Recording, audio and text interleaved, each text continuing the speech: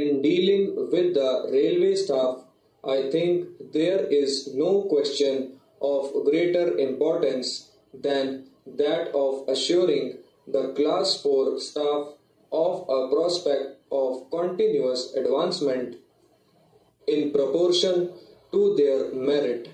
Now, the Railway Enquiry Committee referred to this matter about 8 years ago. I scan the Railway Board's report every year in order to see what progress has been made in this matter and how far training has been provided for the staff and new avenues of promotion opened out to them. But I am disappointed year after year. I am therefore glad to learn that the Railway Minister is attending to this question. I have no time, sir, to refer to the recommendations of the Railway Enquiry Committee because I have got only 6 minutes more. But I should request him to place the recommendations of that committee and the estimates committee before the committee that he has appointed.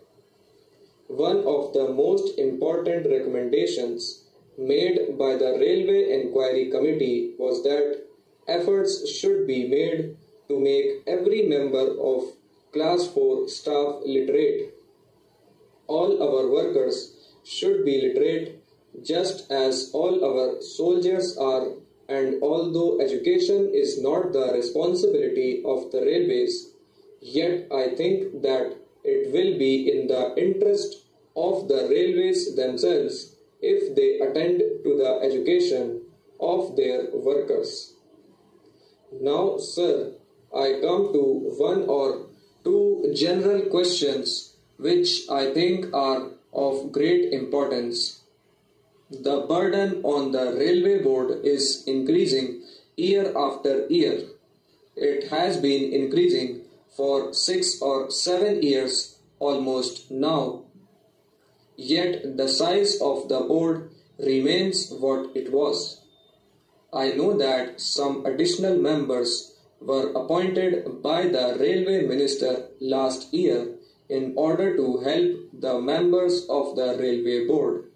I personally do not think that this was a satisfactory method of dealing with the problem of increased work.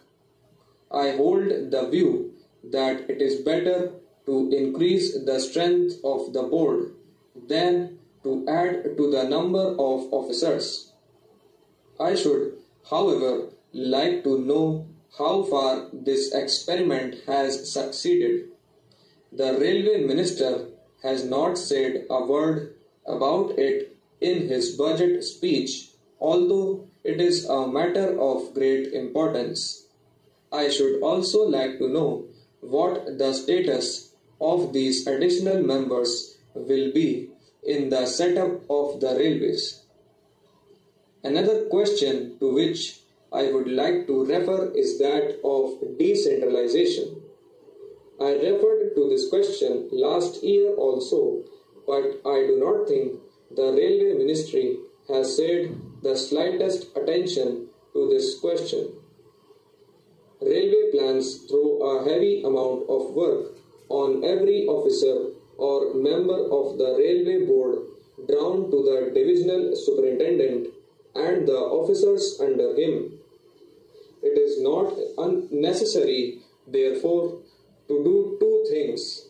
The first point that I would like to refer to is the need for seeing whether there is any work done now by the Railway Board that can be transferred to the general managers, can be through greater responsibility on the general managers, allowing them to decide certain questions, even some important questions, instead of concentrating everything in the hands of the Railway Board.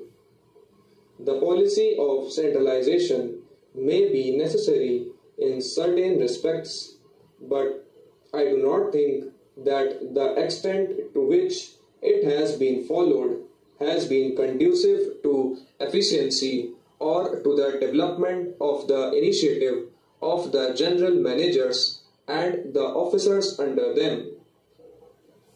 The other question is this: is everything done now necessary? Or is there some work that is done at present that has been rendered unnecessary by the march of events? This clearly calls for a job analysis, and I think that the sooner this question is attended to, the better. Lastly, we should also see whether the quantum of work that a responsible officer has to deal with is such as he can cope with efficiently.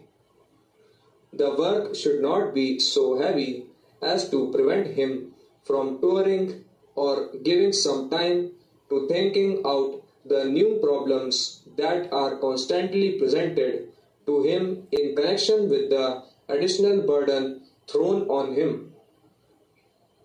I think that this calls for a re-examination of the size of the railway zones, notwithstanding the divisionalization that has taken place in 3 more railway administrations. There is a limit to the work that can be done even under a divisionalized administration, and I think it will be wise of the Railway Ministry and the Railway Board to look into this matter while they have time to do things right. If they wait for 5 years, things may come down with a crash, and it may not be easy for them to maintain the old efficiency, let alone further improvement. This question, so far as I know, has received no attention from government. The importance of giving the officers at the present time for touring, for developing personal contacts and giving personal supervision and guidance has not been adequately examined so far.